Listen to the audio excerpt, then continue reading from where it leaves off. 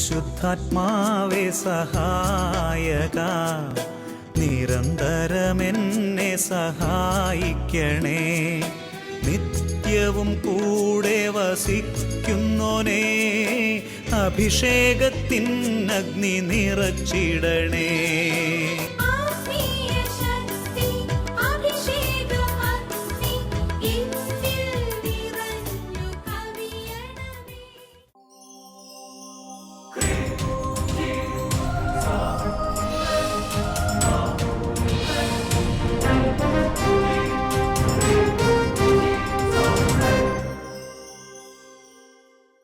Praise the Lord. Praise the Lord. Hallelujah. Hallelujah. അഭിഷേകാഗ്നി വചന ശുശ്രൂഷകൾ സംബന്ധിക്കുവാൻ കർത്താവിനെ പ്രത്യേകം തിരഞ്ഞെടുക്കപ്പെട്ട നിങ്ങളെയും നിങ്ങളുടെ കുടുംബങ്ങളെയും പരിശുദ്ധ അമ്മയുടെ വിമല ഹൃദയത്തിനും ഈശോയുടെ തിരുഹൃദയത്തിനും പ്രതിഷ്ഠിക്കുന്നു.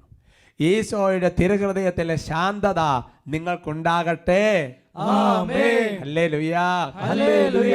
ഇതെല്ലാം ഒരു അനുഗ്രഹമാണ് കേട്ടോ. ആമേൻ പറഞ്ഞ് സ്വീകരിക്കുമ്പോൾ അതെല്ലാം അങ്ങനെ സംഭവിക്കട്ടെ. Price the Lord. Praise the Lord. പ്രിയമുള്ള സഹോദരങ്ങളെ, ഈശോയുടെ വലിയൊരു കരുണയാണ് ഈ അഭിഷേകാഗ്നി.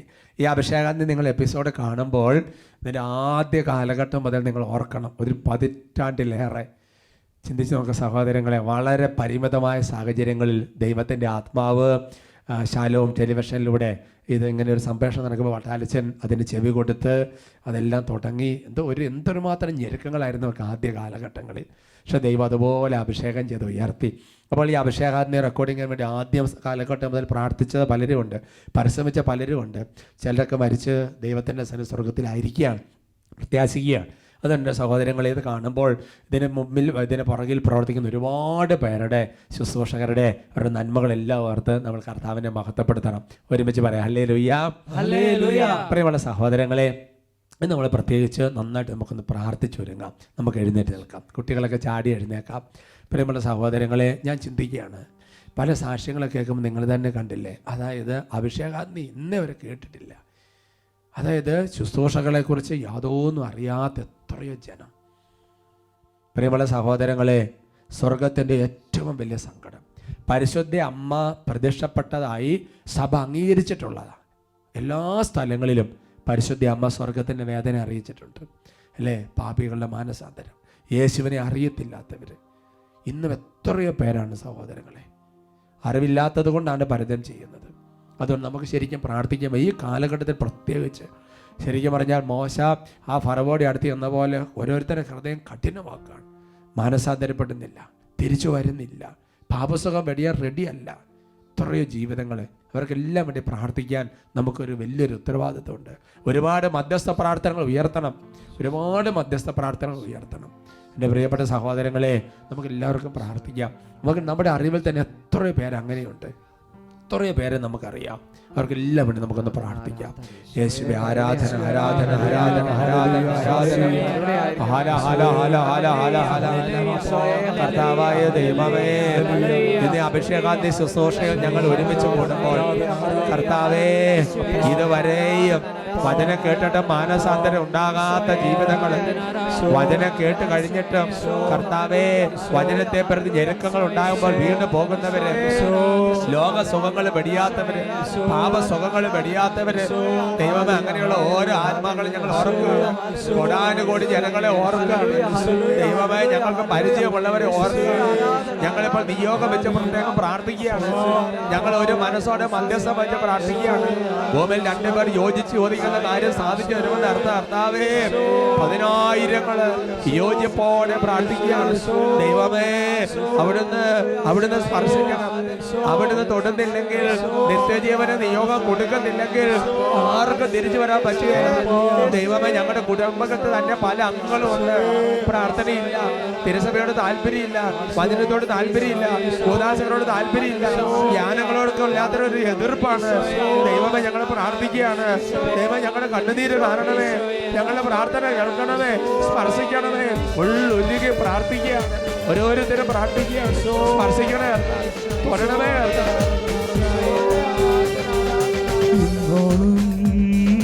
മാനസാന്തരം ഇല്ലാത്ത മാനവരെ നേടിടുവാൻ ഇതുവരെയും പാപസുഖം വെടിയാത്ത ജീവിതങ്ങളെ നേടുവാൻ ഇന്നോളും മാനസാന്തരം ഇല്ലാത്ത മാനവരെ നേടിടുവാൻ ഇരുവരെയും പാപസുഖം വെടിയാത്ത ജീവിതങ്ങളെ നേടിടുവാൻ ആത്മാവേ വരദാനത്തിൻ ശക്തി അയച്ചു നയിക്കണമേ ആദിയിലെ പോലിന്നിവിടെ അത്ഭുത ശക്തി ഉയർത്തണമേ ആത്മാവേ വരദാനത്തിൻ ശക്തി അയച്ചു നയിക്കണമേ ആദിയിലെ പോലിന്നിവിടെ അത്ഭുത ശക്തി വെളിപ്പെടുവാൻ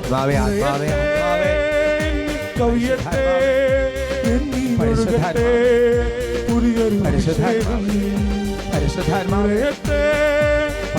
കവിയട്ടെ ഒഴുകട്ടെ പുതിയൊരു അഭിഷേകം.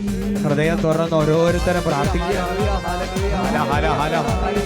ഓ ദൈവമേ, ഇതുവരെ യേശുവിനെ കുറിച്ച് അറിയാത്തവര്, ഇതേവരെ യേശുവിന്റെ രക്ഷയെ കുറിച്ച് ബോധ്യമില്ലാത്ത എത്രയോ പേര് ദൈവമേ ഞങ്ങൾ പ്രാർത്ഥിക്കുകയാണ്. യേശുവിനെ അറിയാതെ നഷ്ടപ്പെട്ടു പോകുന്ന എത്ര ആത്മാക്കള്. സ്വർഗത്തിന്റെ വലിയ വേദനയാണ് ദൈവമേ. അനേകരെ അഭിഷേകം ചെയ്ത് ഉയർത്തണം. ഞങ്ങളിൽ നിന്ന് തന്നെ അഭിഷേകം ചെയ്ത് ഉയർത്തണം. യുവജനങ്ങളുടെ ശുശ്രൂഷകരുണ്ടാകട്ടെ, കുട്ടികളുടെ ശുശ്രൂഷകരുണ്ടാകട്ടെ. കർത്താവേ, ഒരുപാട് സുവിശേഷ വേലക്കാരെ ഉയർത്തണമേ, ഒരുപാട് വൈദികരെ ഉയർത്തണമേ, ഒരുപാട് സിസ്റ്റർമാരെ ഉയർത്തണമേ. ദൈവമേ, ദൈവഗതം വെളിപ്പെടുത്തി കൊടുക്കുന്ന പ്രവാചകന്മാരെ ഉയർത്തണമേ.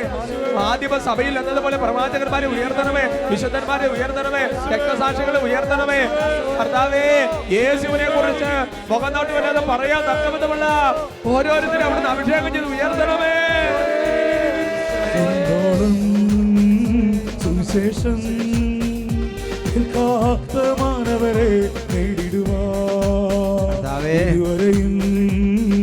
ദൈവഹിതം അറിയാത്ത ജീവിതങ്ങളെ നേടിടുവാൻ ഇന്നോളം സുവിശേഷം കേൾക്കാത്ത മാനവരെ നേടിടുവാൻ ഇതുവരെയും ദൈവഹിതം അറിയാത്ത ജീവിതങ്ങളെ ഞങ്ങളെ അഭിഷേകം ചെയ്യണമേ.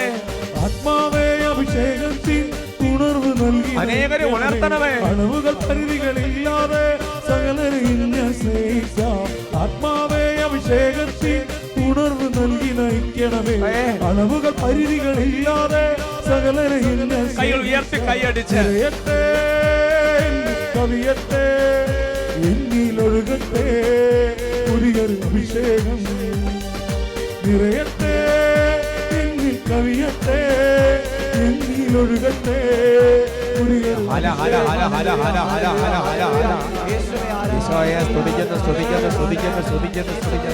വേദന തോന്നി ഞങ്ങളെ പ്രാർത്ഥിക്കുന്നു. ഹൃദയം ഒരുകി പ്രാർത്ഥിക്കുന്നു. ഹൃദയം ഒരുകി പ്രാർത്ഥിക്കുന്നു. കർത്താവേ, യേശുവേ, യേശുവേ, യേശുവേ, മനസ്സിൽ വരുന്നവരെല്ലാം ഓർത്ത് പ്രാർത്ഥിക്കുന്നു. കർത്താവേ, ഞങ്ങളെ തന്നെ അഭിഷേകം ചെയ്യണമേ. അനേകരെ അഭിഷേകം ചെയ്യണമേ. അങ്ങയ്ക്ക് വേണ്ടി ആത്മാക്കളെ നേടുന്നവരെ അഭിഷേകം ചെയ്ത് ഉയർത്തണമേ. സുവിശേഷ വേല ചെയ്യുന്ന ധൈര്യം നൽകണം, ഉണർവ് നൽകണമേ, അഭിഷേകം നൽകണമേ, ശക്തി നൽകണമേ.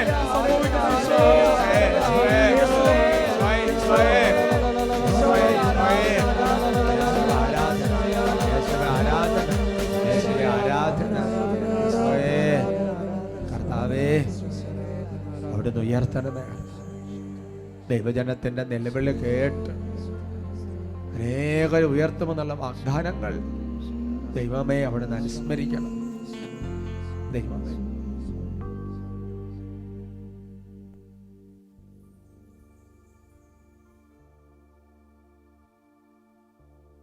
Praise the Lord. Praise the Lord. Hallelujah. Hallelujah. നമുക്കിരിക്കാം. പ്രിയമുള്ള സഹോദരങ്ങളെ, ഈ ഒരു കാലഘട്ടത്തിൽ ഈശോയെ കൂട്ടിക്കണം. എല്ലാവരും മടിച്ചിരിക്കുന്ന സമയത്ത് കർത്താവിന് വേണ്ടി സംസാരിക്കണം. കർത്താവിൻ്റെ നാവായിട്ട് മാറണം. അതിന് നമ്മളെ തന്നെ അഭിഷേകം ചെയ്യാൻ ഇതുപോലെ നമ്മൾ പ്രാർത്ഥിക്കണം. നമ്മൾ പ്രാർത്ഥിക്കുമ്പോൾ വേറെ അനേകം പേരെ കർത്താവ് അഭിഷേകം ചെയ്ത് ഉയർത്തും. നമ്മളിങ്ങനെ പ്രാർത്ഥിച്ചുകൊണ്ടിരിക്കുമ്പോൾ യേശുവിനെ അറിയാത്ത അനേകം പേരുടെ അടുത്തേക്ക് ഈ പ്രാർത്ഥന എത്തും. കർത്താവ് ഇടപെടും. എനിക്ക് നല്ല വിശ്വാസമാണ്. സന്തോഷത്തോടെ പറയാം ഹല്ലേലൂയ. ഹല്ലേലൂയ. പ്രിയമുള്ള സഹോദരങ്ങളെ, ഇന്ന് നമ്മൾ ചിന്തിക്കാൻ പോകുന്ന വിഷയം, ആ വിഷയത്തിൽ ഇപ്പം നമ്മൾ പ്രാർത്ഥിച്ച പാടിയ വരികളൊക്കെ കുറച്ച് ഭാഗം വളരെ കൃത്യമായിട്ട് വരും. ചിന്തിക്കുന്ന വിഷയം ഇതാണ്: സ്വർഗത്തിൽ ചെല്ലുമ്പോൾ നമ്മെ അറിയില്ലെന്ന് പറയുമോ? ഹല്ലേലൂയ. ഹല്ലേലൂയ. ഫുൾട്ടൻ ജേഷീൻ പറയുന്ന മനോഹരമായ ഒരു കാര്യമുണ്ട്. ഇതെവിടെ ഞാൻ കേട്ടതാണ്. സ്വർഗത്തിൽ ചെല്ലുമ്പോൾ നമ്മൾ 3 അത്ഭുതങ്ങൾ കാണും. ഒന്ന്, നമ്മൾ പ്രതീക്ഷിക്കുന്ന പലരെയും അവിടെ കാണില്ല. 2, നമ്മൾ പ്രതീക്ഷിക്കാത്ത പലരെ അവിടെ കാണും. 3, നമ്മൾ എങ്ങനെ ഇവിടെ എത്തി. ഇതായിരിക്കും സ്വർഗത്തിൽ ചെല്ലുമ്പോൾ കാണുന്ന 3 അത്ഭുതങ്ങളുടെ ഫുൾട്രൻജേഷനെ പറയാം. എൻ്റെ പ്രിയപ്പെട്ട സഹോദരങ്ങളെ, ഇത് വളരെ ഗൗരവമുള്ളൊരു വിഷയം തന്നെയാണ്. വളരെ സീരിയസ് ആയിട്ട് നമ്മൾ എടുക്കേണ്ട ഒരു കാര്യം തന്നെയാണിത്. എനിക്ക് വളരെ അടുത്ത് പരിചയമുള്ള ഒരു സുവിശേഷകൻ, അദ്ദേഹം വ്യക്തിപരമായി നടത്തുന്ന ഒരു പ്രാർത്ഥനയുണ്ട്. കർത്താവേ, ഞാൻ ഈ ഭൂമിയിൽ ജീവിച്ചിരിക്കുന്ന സമയത്ത് തന്നെ എൻ്റെ ജീവിതത്തിൽ എന്തെങ്കിലും കുറവുകളോ പോരായ്മകളോ ഒക്കെ ഉണ്ടെന്നുണ്ടെങ്കിൽ, സ്വർഗപ്രാപ്തിക്ക് തടസ്സമായി എന്തെങ്കിലുമൊക്കെ കുറവുകളോ പോരായ്മകളോ ഉണ്ടെങ്കിൽ, ഈ ഭൂമി ഞാൻ ജീവിച്ചിരിക്കുമ്പോൾ തന്നെ ഏതെങ്കിലും ഒരു വൈദികനിലൂടെയോ ഒരു സിസ്റ്ററിലൂടെയോ ഒരു അൽമായ ശുശ്രൂഷകളിലൂടെയോ അങ്ങ് സംസാരിച്ച് എന്നെ അത് തിരുത്തി കർത്താവ് ശരിയാക്കി എടുക്കണം. സ്വർഗത്തിൽ ഞാൻ വരുമ്പോൾ എന്നെ അറിയില്ല എന്ന് പറയരുത്. അവർക്ക് പറയാം ഹല്ലേലൂയ. ഹല്ലേലൂയ. ഒരു സുവിശേഷകന്റെ പ്രാർത്ഥനയാണ്. നമ്മൾ ഈ പെടാപ്പാടെല്ലാം പെട്ടിട്ട് സ്വർഗത്തിൽ ചെല്ലുമ്പോൾ കർത്താവ് അറിയില്ല എന്ന് പറയാൻ ഒരു സാധ്യതയുണ്ടെന്ന് വചനം ഒരു താക്കീത് നൽകുന്നുണ്ട്. അതുകൊണ്ട് ചില ജാഗ്രത പുലർത്തണമെന്ന് ദൈവം ആഗ്രഹിക്കുന്നുണ്ട്, സ്വർഗം ആഗ്രഹിക്കുന്നുണ്ട്. വിശുദ്ധ മത്തായിയുടെ സുവിശേഷത്തിൽ 7-ാമത്തെ അധ്യായത്തിന്റെ 22, 23 തിരുവചനങ്ങൾ. Gospel of St. Matthew, chapter 7, verse 22 and 23. നമുക്ക് വായിക്കാം, നന്നായിട്ട് വായിക്കാം. അന്ന് പലരും എന്നോട് ചോദിക്കും, കർത്താവേ കർത്താവേ, ഞങ്ങൾ നിന്റെ നാമത്തിൽ പ്രവചിക്കുകയും നിന്റെ നാമത്തിൽ പിശാചുക്കളെ പുറത്താക്കുകയും നിന്റെ നാമത്തിൽ നിരവധി അത്ഭുതങ്ങൾ പ്രവർത്തിക്കുകയും ചെയ്തില്ലേ? അപ്പോൾ ഞാൻ അവരോട് പറയും, നിങ്ങളെ ഞാൻ ഒരിക്കലും അറിഞ്ഞിട്ടില്ല. അനീതി പ്രവർത്തിക്കുന്നവരെ, നിങ്ങൾ എന്നിൽ നിന്ന് അകന്നു പോകുവിൻ. ഹല്ലേലൂയ. ഹല്ലേലൂയ. ന്യായാധിപനായ ഈശോ മിശിഹായുടെ മുമ്പിൽ നിൽക്കുമ്പോൾ ദൈവവചനത്തിന്റെ അളവുകോൽ വെച്ച് അളക്കുന്ന സമയത്ത് കർത്താവിന്റെ മുമ്പിൽ നമ്മൾ പറയും, പിശാചുക്കളെ പുറത്താക്കിയിട്ടുണ്ട്, അത്ഭുതങ്ങൾ പ്രവർത്തിച്ചിട്ടുണ്ട്, രോഗശാന്തികൾ പറഞ്ഞിട്ടുണ്ട്, നടന്നിട്ടുണ്ട്, അല്ലെങ്കിൽ നമ്മൾ അനേകരെ കുറിച്ച്, യേശുവിനെ കുറിച്ച് അനേകരോട് പറഞ്ഞിട്ടുണ്ട്. അപ്പോൾ കർത്താവ് പറയാണ്, നിങ്ങൾ പ്രവർത്തിച്ച അനീതിയാണ്, ഞാൻ നിങ്ങൾക്ക് അറിയത്തില്ല, ഞാൻ നിങ്ങളെ ഒരിക്കലും അറിഞ്ഞിട്ടില്ല. എൻ്റെ സഹോദരങ്ങൾ, ബൈബിളിലെ ദൈവത്തിൻ്റെ ഓരോ വചനത്തെ നമ്മൾ സീരിയസ് ആയിട്ട് എടുക്കണം. നിങ്ങൾ ഒന്ന് ഭാവന കണ്ടു നോക്കിയേ, നമ്മൾ മരിച്ച് സ്വർഗത്തിൽ ചെല്ലുന്നു. അങ്ങനെ സ്വർഗത്തിൽ ചെല്ലുമ്പോൾ അബ്രാഹാം, ഇസഹാക്ക്, യാക്കോബ്, ജെറമിയ, യേശയ്യ, പ്രവാചകന്മാര്, പരിശുദ്ധ അമ്മ, യൗസേപ്പ് പിതാവ്, നമുക്കറിയാവുന്ന വിശുദ്ധ സെബസ്ത്യാനോസ്, ഗീവർഗീസ്, കൊച്ചേസ്, ഒരുപാട് വിശുദ്ധര് ഈശോ അവിടെ ഇരിക്കുന്നു. ഇവരൊന്നും നമ്മളെ കാണുമ്പോൾ യാതൊരു പരിചയമില്ലാത്ത പോലെ ഇരിക്കുന്ന രംഗം ഒന്ന് ഭാവനെ കണ്ടു നോക്ക്. ഞാൻ കഴിഞ്ഞ ദിവസം ഓർക്കാണ്, വട്ടാനച്ചൻ വേറൊരു കോണ്ടെക്സ്റ്റ് പറഞ്ഞൊരു കാര്യം ഞാൻ ഓർക്കാണ്. അപ്പം നമ്മൾ അവധിക്ക് വീട്ടിൽ ചെല്ലുന്നത്, ഹോസ്റ്റലിൽ പഠിക്കുന്ന ഒരു കുട്ടിയാണ്, അല്ലെങ്കിൽ സെമിനാരി പഠിക്കുന്ന ഒരു വിദ്യാർത്ഥിയാണ്, ആരെങ്കിലും ആകട്ടെ, അല്ലെങ്കിൽ നാട്ടിൽ നിന്ന് കുറേ നാളുകളായിട്ട് പുറത്ത് ജോലി ചെയ്യാണ്, തിരിച്ച് അവധിക്ക് വീട്ടിലോട്ട് വരുമ്പോൾ വീട്ടിൽ ചെല്ലുമ്പോൾ ആരാ ഇത്, യാതൊരു പരിചയമില്ല. Who are you? ആ രംഗം ഒന്ന് ഭാവന കാണുക. അവർക്ക് പറഞ്ഞ ഹല്ലേലൂയ. ഹല്ലേലൂയ. എന്റെ പ്രിയപ്പെട്ട സഹോദരങ്ങളെ, നാം ചെയ്ത നന്മ പ്രവർത്തികൾ ദൈവം അറിഞ്ഞില്ല എന്ന മരണശേഷം നമ്മൾ അറിയുമ്പോൾ നമുക്കുണ്ടാകുന്നൊരു ദുഃഖം. ഇപ്പോൾ ഒരാൾ നമ്മളെ ഓർക്കുന്നില്ലെന്ന് ചോദിച്ചു കഴിഞ്ഞാൽ, നമ്മളാണെങ്കിൽ ഓർമ്മ കിട്ടിയില്ല എങ്ങനെയെങ്കിലും ഒന്ന് ഓർത്തെടുക്കാൻ ശ്രമിക്കും, അല്ലേ? നമ്മൾ പണ്ട് അവിടെ ഇവിടെ വെച്ചെന്നൊക്കെ പറഞ്ഞിട്ട്. ഇതുവരെ കർത്താവ് ഒരു മയമില്ലാതെ അറിയില്ല. എൻ്റെ പ്രിയപ്പെട്ട, ന്യായവിധിയെക്കുറിച്ച് പറയുന്ന വചനഭാഗമാണിത്. ന്യായവിധിയെക്കുറിച്ച് ബൈബിളിൽ പറയുന്ന വചനഭാഗങ്ങളിലെല്ലാം ഇതേപോലൊരു സൂചന കിടക്കുന്നുണ്ട്. വിശുദ്ധ മത്തായിയുടെ സുവിശേഷത്തിൽ 25-ാമത്തെ അധ്യായത്തിൽ അതിൻ്റെ 11-12 തിരുവചനങ്ങൾ. Gospel of St. Matthew 25, verse 11 and 12. പിന്നീട് മറ്റ് കന്യകമാർ വന്ന് കർത്താവേ കർത്താവേ ഞങ്ങൾക്ക് തുറന്ന് തരണമേ എന്ന് അപേക്ഷിച്ചു. അവൻ പ്രതിവചിച്ചു, സത്യമായി ഞാൻ നിങ്ങളോട് പറയുന്നു, ഞാൻ നിങ്ങളെ അറിയുകയില്ല. ഹല്ലേലൂയാ. ഹല്ലേലൂയാ. നിങ്ങൾക്കറിയാം, വിവേകവതികളായ കന്യകളും വിവേകശൂന്യരായ കന്യകളും. 10 കന്യകമാരുടെ ഉപമ ന്യായവതിയെ കുറിച്ചാണ്. അവിടെ വിവേകശൂന്യരായ കന്യകളെ കുറിച്ച് പറയുകയാണ്, വാതിലടച്ചു കഴിഞ്ഞു, മുട്ടുന്നുണ്ട്, പക്ഷേ കർത്താവ് പറഞ്ഞു ഞാൻ നിങ്ങളെ അറിയുകയല്ല. സ്വരം കേട്ട് യാതൊരു പരിചയമില്ല. നിങ്ങൾ എന്ത് ചോദിക്കേ, നമ്മളിപ്പോൾ പണ്ട് കോളിംഗ് ബെല്ലില്ല അല്ലെങ്കിൽ മൊബൈൽ ഫോൺ ഇല്ലാതിരുന്നൊരു കാലഘട്ടത്തിൽ പുറത്ത് വന്ന രാത്രിയിലൊക്കെ നമ്മുടെ കുടുംബനാഥൻ അല്ലെന്നുണ്ടെങ്കിൽ മക്കള് ദൂരദേശത്ത് പോയവരൊക്കെ വന്ന് മുട്ടിച്ച് വിളിക്കുമ്പോൾ ആ സ്വരം കേട്ട് ഇന്നയാൾ നമ്മുടെ മോൻ്റെ സ്വരമാ അറിഞ്ഞ് വാതിൽ തുറക്കുമായിരുന്നു. എന്നാൽ സ്വരം പോലും തിരിച്ചറിയുന്നില്ല. അതുകൊണ്ട് ഈ വചനത്തിന്റെ അർത്ഥമെന്ന് പറയുന്നത് യേശു അറിഞ്ഞ് നമ്മൾ കാര്യങ്ങൾ ചെയ്യണമെന്നുള്ളതാണ്. മറ്റു വാക്കുകൾ പറഞ്ഞാൽ നമ്മുടെ ജീവിതത്തിൽ നമ്മൾ ഏത് പ്രവൃത്തി ചെയ്താലും അത് സ്വർഗം അറിഞ്ഞുകൊണ്ടാണ് ചെയ്യുന്നത്. അവർക്ക് പറയാം ഹല്ലേലൂയാ. ഹല്ലേലൂയാ. നമ്മുടെ മനസ്സിൽ ചോദ്യം വരാം, ബൈബിളിൽ പഠിപ്പിക്കുന്നത് എന്താ? എല്ലാ സ്വർഗം അറിയുന്നുണ്ടെന്നല്ലേ ബൈബിൾ വചനം പഠിപ്പിക്കുന്നത്? 139 സങ്കീർത്തനത്തിൽ 3 തിരുവചനങ്ങൾ. എൻ്റെ നടപ്പും കിടപ്പും അങ്ങ് പരിശോധിച്ചറിയുന്നു, എൻ്റെ മാർഗങ്ങളൊക്കെ നന്നായിട്ടറിയാം. ഒരു വാക്ക് എൻ്റെ നാവിൽ എത്തുന്നതിന് മുൻപ് തന്നെ കർത്താവേ അത് അവിടുന്ന് അറിയുന്നു. ഹല്ലേലൂയാ. ഹല്ലേലൂയാ. അപ്പൊ നമ്മുടെ നടപ്പ്, നമ്മുടെ കിടപ്പ്, നമ്മുടെ ചിന്ത, നമ്മുടെ വാക്ക് എല്ലാം സ്വർഗം അറിയുന്നു. വിശുദ്ധ മത്തായിയുടെ സുവിശേഷത്തിൽ 6-ാമത്തെ അധ്യായത്തിന് 3-4 തിരുവചനങ്ങൾ. നീ ധർമ്മദാനം ചെയ്യുമ്പോൾ അത് രഹസ്യമായിരിക്കേണ്ടതിന് നിന്റെ വലത് കൈ ചെയ്യുന്നത് ഇടത് കൈ അറിയാതിരിക്കട്ടെ. എന്നിട്ട് പറയാണ്, രഹസ്യങ്ങൾ അറിയുന്ന നിന്റെ പിതാവ് നിനക്ക് പ്രതിഫലം നൽകും. ഹല്ലേലൂയാ. ഹല്ലേലൂയാ. അപ്പോൾ അതിന്റെ അർത്ഥം എന്താ? അതിന്റെ അർത്ഥം രഹസ്യമായി ചെയ്യുന്ന കാര്യങ്ങൾ പോലും കർത്താവ് അറിയുന്നു എന്നുള്ളത് തന്നെയാണ്, അല്ലെ? എല്ലാം ദൈവം അറിയുന്നു. സൂര്യചന്ദ്രന്മാരെക്കാൾ 10,000 മടങ്ങ് പവറുള്ള ദൈവത്തിന്റെ കണ്ണുകൾ മനുഷ്യന്റെ ഓരോ നിഗൂഢ പ്രവർത്തികളും കണ്ടെത്തുന്നു, അറിയുന്നു എന്ന പ്രഭാഷകന്റെ പുസ്തകത്തിൽ വചനമുണ്ട്.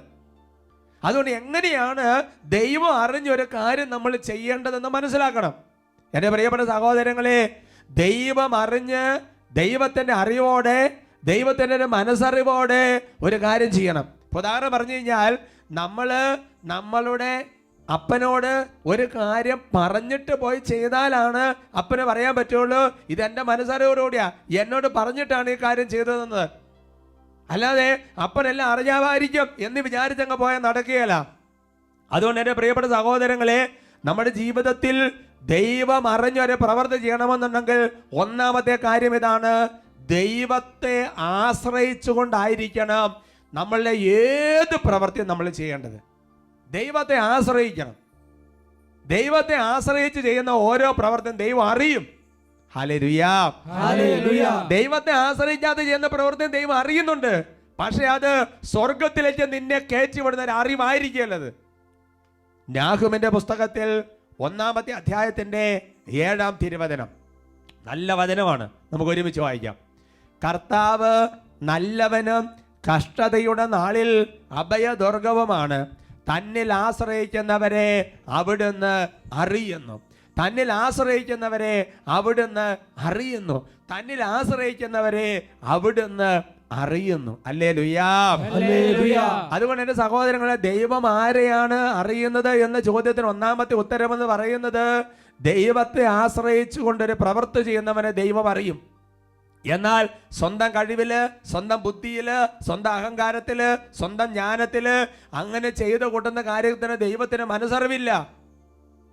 അതുകൊണ്ടാണ് കഴിഞ്ഞ പല എപ്പിസോഡുകൾ നമ്മൾ കേട്ടിട്ടുള്ളത് പോലെ, എന്നെ കൂടാതെ നിങ്ങൾക്കൊന്നും ചെയ്യാൻ പറ്റിയല്ല, എന്നെ ശക്തനാക്കുന്ന എനിക്ക് എല്ലാം ചെയ്യാൻ പറ്റും.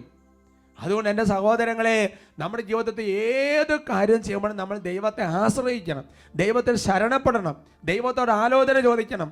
അങ്ങനെ ചെയ്യുന്ന ഒരു പ്രവൃത്തിയാണ് ദൈവം അറിയുന്നത്. അവർക്ക് പറഞ്ഞ ഹല്ലേലൂയാ. ഹല്ലേലൂയാ. എനിക്ക് അങ്ങോട്ട് ചെയ്യാൻ തോന്നി, ഞാൻ അങ്ങോട്ട് ചെയ്തു. സ്വർഗത്തിൽ രേഖപ്പെടുത്തണമെന്ന് നിർബന്ധമില്ല. ദൈവത്തിന്റെ പരിശുദ്ധാത്മാവ് ആരോ എന്ന് പ്രചോദനം നിർബന്ധമില്ല. ഹല്ലേലൂയാ. ഹല്ലേലൂയാ. നമ്മൾ എന്ത് ചോദിക്കേ, നമ്മുടെ ജീവിതത്തിൽ പല പ്രവൃത്തികളും നമ്മൾ ദൈവത്തെ ആശ്രയിക്കുന്ന എപ്പോഴാണ്? നമുക്കൊരു കാര്യം ചെയ്യാൻ പറ്റുകയില്ല എന്നൊരു തോന്നൽ വരുമ്പോൾ മാത്രമാണ് പലപ്പോഴും ദൈവത്തിൽ മനുഷ്യനെ ആശ്രയിക്കുന്നത്. അങ്ങനെയല്ല, ഏത് പ്രവർത്തി ചെയ്യുമ്പോൾ ദൈവത്തെ ആശ്രയിച്ച് ചെയ്യുന്ന പ്രവർത്തികൾ സ്വർഗത്തിൽ അറിയുന്ന പ്രവർത്തികളാണ്. Hallelujah, hallelujah, praise the Lord, praise the Lord. എല്ലാത്തിനും ദൈവത്തോട് സഹായം ചോദിക്കണം, എല്ലാത്തിനും ദൈവത്തെ ആശ്രയിക്കണം. Praise the Lord, praise the Lord. പ്രിയമുള്ള സഹോദരങ്ങളെ, രണ്ടാമത് സ്വർഗം അറിയണമെന്നുണ്ടെങ്കിൽ ദൈവത്തിൻ്റെ വചനമനുസരിച്ച് ഒരു പ്രവൃത്തി ചെയ്യുമ്പോഴാണ് സ്വർഗം അറിയുന്നത്. വിശുദ്ധ മത്തായിയുടെ സുവിശേഷത്തിൽ 7-ാമത്തെ അധ്യായത്തിൽ 21-ാം തിരുവചനം, Gospel of St. Matthew chapter 7 verse 21. കർത്താവേ കർത്താവേ എന്ന് എന്നോട് വിളിച്ചപേക്ഷിക്കുന്നവനല്ല, എൻ്റെ സ്വർഗസ്ഥനായ പിതാവിൻ്റെ ഇഷ്ടം നിറവേറ്റുന്നവനാണ് സ്വർഗരാജ്യത്തിൽ പ്രവേശിക്കുക. ഹല്ലേലൂയാ, ഹല്ലേലൂയാ. ആഴത്തിൽ കുഴിയെടുത്ത് പാറമേൽ അടിസ്ഥാനമിട്ട് ഭവനം പണിയുന്ന ഉറച്ച അടിസ്ഥാനത്തെക്കുറിച്ചുള്ള കർത്താവിൻ്റെ മനോഹരമായ പ്രബോധനമാണ്. അവിടെ വെളിപ്പെടുത്താണ്, കർത്താവെ കർത്താവെ എന്നെ വിളിച്ചപേക്ഷിക്കുന്നവനല്ല, പിന്നെയോ സ്വർഗസ്ഥനായ പിതാവിൻ്റെ ഇഷ്ടം നിറവേറ്റുന്നവനാണ് സ്വർഗരാജ്യത്തിൽ പ്രവേശിക്കുന്നത്. ഈ ദൈവത്തിൻ്റെ ഇഷ്ടം നിറവേറ്റുക എന്ന് പറയുന്നതിൻ്റെ അർത്ഥം നമുക്ക് ആഴത്തിൽ മനസ്സിലാക്കണമെന്നുണ്ടെങ്കിൽ ഇതേ വചനഭാഗം തന്നെ വിശുദ്ധ ലൂക്കായുടെ സുവിശേഷത്തിൽ രേഖപ്പെടുത്തിയിരിക്കുന്നത് വായിച്ചാൽ മനസ്സിലാവും. അവിടെ നമുക്ക് മനസ്സിലാകും, വചനം പാലിക്കുന്നവനാണ് കർത്താവിനെ അറിയുന്നത്. വചനം പാലിച്ചുകൊണ്ട് ചെയ്യുന്ന പ്രവൃത്തിയാണ് കർത്താവ് അറിയുന്ന പ്രവൃത്തി. അതാണ് ലൂക്ക 6:46. നിങ്ങൾ എന്നെ കർത്താവെ കർത്താവെ എന്ന് വിളിക്കുകയും ഞാൻ പറയുന്ന കാര്യങ്ങൾ പ്രവർത്തിക്കാതിരിക്കുകയും ചെയ്യുന്നത് എന്തുകൊണ്ട്? Price the Lord, praise the Lord. Hallelujah, hallelujah. നമ്മൾ ഒരുപാട് പ്രാർത്ഥിക്കുന്നുണ്ട്, നമ്മൾ ഒരുപാട് കാര്യങ്ങൾ യാചിക്കുന്നുണ്ട്. അതാണ് കർത്താവിന് ചോദിക്കുക, നിങ്ങൾ എന്നെ കർത്താവെ കർത്താവ് കർത്താവിനെ എപ്പോഴും വിളിക്കുകയും ചെയ്യും, ഞാൻ പറയുന്ന കാര്യങ്ങൾ എന്തൊന്നും അനുസരിക്കുകയും ചെയ്യുന്നില്ല. അതുകൊണ്ട് എൻ്റെ പ്രിയപ്പെട്ട സഹോദരങ്ങളെ, നമ്മൾ ഒരുപാട് കാര്യങ്ങൾ കർത്താവിനെ ആശ്രയിച്ചിട്ട് അല്ലെങ്കിൽ കർത്താവിനെ പ്രാർത്ഥിച്ചിട്ട് കുറേ കാര്യങ്ങൾ നമ്മളിങ്ങോട്ട് ചെയ്തു കൂട്ടുന്നുണ്ട്. ഇതെല്ലാം വചനം അനുസരിച്ചാണോ ചെയ്യുന്നത്? വചനം അനുസരിച്ച് ചെയ്യുന്ന പ്രവൃത്തിയാണ് സ്വർഗം അറിയുന്ന പ്രവൃത്തി. വിശുദ്ധ മത്തായിയുടെ സുവിശേഷത്തിൽ 7-ാമത്തെ അധ്യായത്തിൽ 24-ാം തിരുവചനം, എൻ്റെ വചനങ്ങൾ ശ്രവിക്കുകയും അവ അനുസരിക്കുകയും ചെയ്യുന്നവൻ പാറമേൽ ഭവനം പണിത വിവേകമതിയായ മനുഷ്യന് തുല്യനായിരിക്കും. മഴ പെയ്തു, വെള്ളപ്പൊക്കമുണ്ടായി, കാറ്റൂതി, അത് ഭവനത്തിന്മേൽ ആഞ്ഞടിച്ചു, എങ്കിലും അത് വീണില്ല. എന്തുകൊണ്ടെന്നാൽ അത് പാറമേൽ സ്ഥാപിതമായിരുന്നു. ഹല്ലേലൂയാ, ഹല്ലേലൂയ. അതുകൊണ്ട് എൻ്റെ സഹോദരങ്ങളെ, വചനത്തിന്മേൽ അടിസ്ഥാനം ഇട്ടുകൊണ്ട് വചനത്തിൻ്റെ അടിസ്ഥാനത്തിൽ ഓരോ പ്രവൃത്തിയും ചെയ്യണം. അങ്ങനെയാണെങ്കിൽ നമ്മൾ ഈ ദൈവത്തിൻ്റെ വചനം എല്ലാം അറിയണ്ടേ? അതുകൊണ്ടല്ലേ കർത്താവ് ചോദിക്കുന്നത്, ദൈവത്തിൻ്റെ വചനം അറിയാത്തത് കൊണ്ടല്ലേ നിങ്ങൾക്ക് ഈ തെറ്റെല്ലാം വന്നുകൊണ്ടിരിക്കുന്നത്? നമ്മൾ ചിന്തിച്ചു നോക്കി, എത്ര സമയം നമ്മൾ ഈ വചനം വായിക്കാൻ, വചനം പഠിക്കാൻ ചിന്തിക്കുന്നുണ്ട്, ചെലവഴിക്കുന്നുണ്ട്. അങ്ങനെ അറിഞ്ഞിരുന്നാലല്ലേ. എൻ്റെ സഹോദരൻ, നിങ്ങൾ ചിന്തിച്ചു നോക്കി, ഇപ്പോൾ ഡ്രൈവിംഗ് നടത്തുന്നുണ്ട്, ഒരാൾ വണ്ടി ഓടിച്ച് വരുമ്പോൾ ഓപ്പോസിറ്റ് ഒരു വണ്ടി സിഗ്നൽ ഇടുമ്പോൾ അതിനെക്കുറിച്ച് നമുക്കൊരു മുന്നറിവ് ഉള്ളത് കൊണ്ടല്ലേ നമുക്കത് മനസ്സിലാകുന്നത്. അപ്പോഴല്ലേ നമുക്ക് നമ്മുടെ വണ്ടി എങ്ങോട്ട് തിരിക്കണം, എങ്ങോട്ട് ഓടിക്കുന്നതൊക്കെ മനസ്സിലാക്കാൻ വേണ്ടി പറ്റുന്നത്.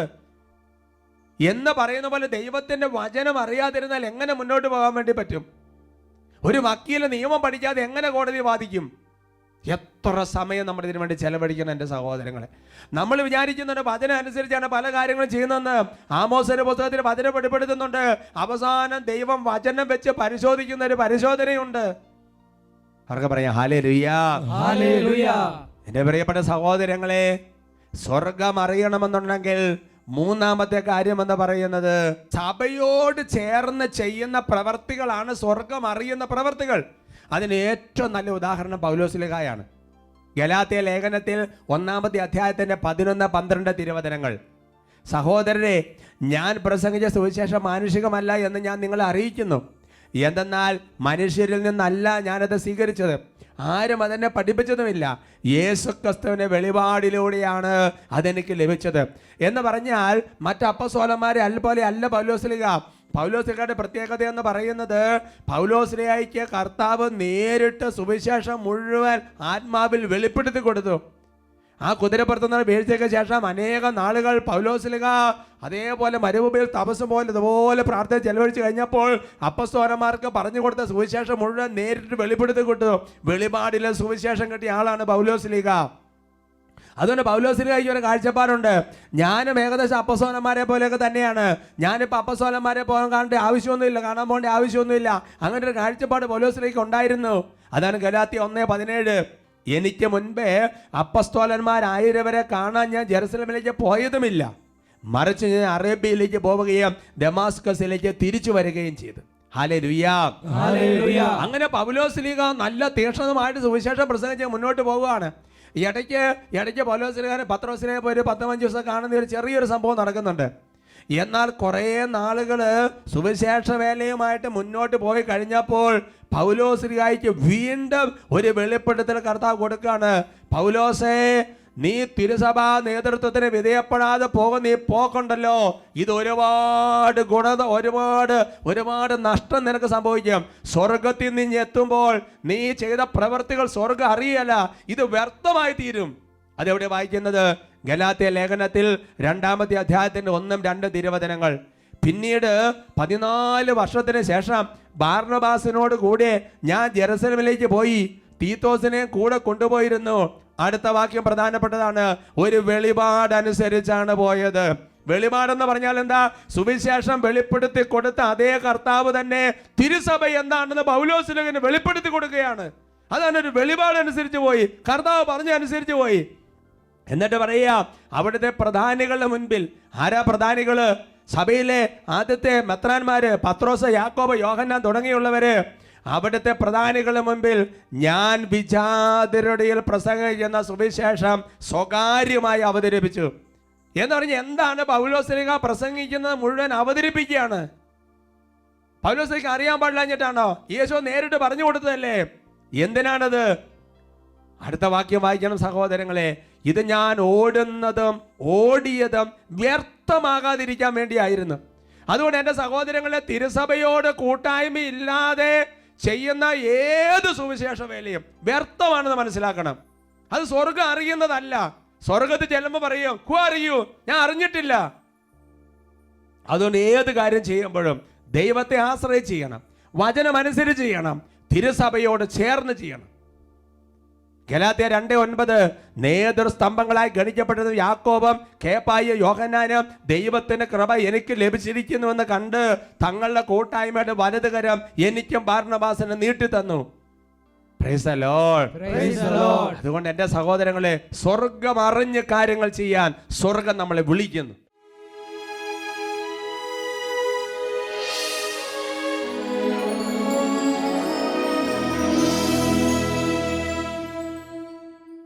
കർത്താവിൻ്റെ സന്നിധിയിൽ ഓരോരുത്തരും പ്രാർത്ഥിക്കുക. കർത്താവായ ദൈവമേ, സുഭാഷിത പുസ്തകം 16 വചനം ഞങ്ങൾ ഓർക്കുക. ഞങ്ങൾക്ക് ശരിയെന്ന് തോന്നുന്ന പലതും ഞങ്ങളെ നാശത്തിലേക്കായിരിക്കും എത്തിക്കുന്നത്. കർത്താവേ, ഇതുവരെയുള്ള ജീവിതത്തിൽ വചനം അറിയാത്തത് മൂലം എത്രയോ കാര്യങ്ങൾ തെറ്റുപറ്റി. ദൈവമേ, എൻ്റെ തന്നെ കഴിവിൽ ആശ്രയിച്ച് എത്രയോ തവണ ഞങ്ങൾ ജീവിച്ച് കർത്താവേ, അവിടുന്ന് സോളമന് കൊടുത്തതുപോലെ അളവറ്റ ജ്ഞാനം ഞങ്ങൾക്ക് നൽകണമേ. വചനത്തിൽ നിന്നുള്ള ജ്ഞാനം കൊണ്ട് ഞങ്ങളെ നിറയ്ക്കണമേ കർത്താവേ. ദൈവമേ, തിരുസഭ എന്താണെന്ന് മനസ്സിലാക്കാനുള്ളൊരു അറിവ് ഞങ്ങൾക്ക് നൽകണേ കർത്താവേ. യേശുവും സഭയും രണ്ടല്ല ഒന്നാണെന്നുള്ള ജ്ഞാനം ഞങ്ങളുടെ ഹൃദയത്തിൽ നൽകണമേ. ഓരോരുത്തരും ഇപ്പോൾ പ്രാർത്ഥിക്കുകയാണ്. ഇതൊരു കൃപയാണ്. ദൈവം സ്വർഗത്തിൽ നിന്ന് തരണം. ഉന്നതത്തിൽ നിന്ന് വരം നൽകിയാൽ ഇത് മനസ്സിലാക്കാൻ പറ്റുള്ളൂ. അപ്പസ്തോലന്മാരെ കർത്താവ് പറഞ്ഞു, ഇതെല്ലാം അറിയാനുള്ള വരം നിങ്ങൾക്കാണ് തന്നിരിക്കുന്നത്. കർത്താവ് പിതാവിന് വരം ലഭിക്കാതെ സാധിക്കുകയല്ല. ദൈവമേ, ഞങ്ങളിപ്പോൾ പ്രാർത്ഥിക്കുകയാണ്. ഒരുമിച്ച് ഞങ്ങൾ അങ്ങനെ വിളിക്കുകയാണ്. ദൈവമേ, ഞങ്ങൾക്കൊരു വരം തരണമേ. സ്വർഗത്തെ മനസ്സിലാക്കാൻ, കർത്താവെ വചനം മനസ്സിലാക്കാൻ, തിരുസഭയെ മനസ്സിലാക്കാൻ, ദൈവത്തെ ആശ്രയിക്കാൻ ഒരു കൃപ നൽകണമേ. കാര്യങ്ങൾ ഉയർത്തി വിളിക്കുന്ന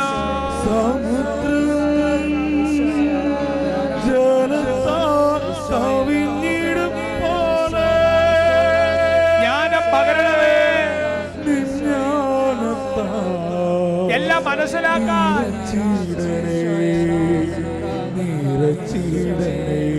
വചനത്തിന്റെ കൃപ പകരണമേ.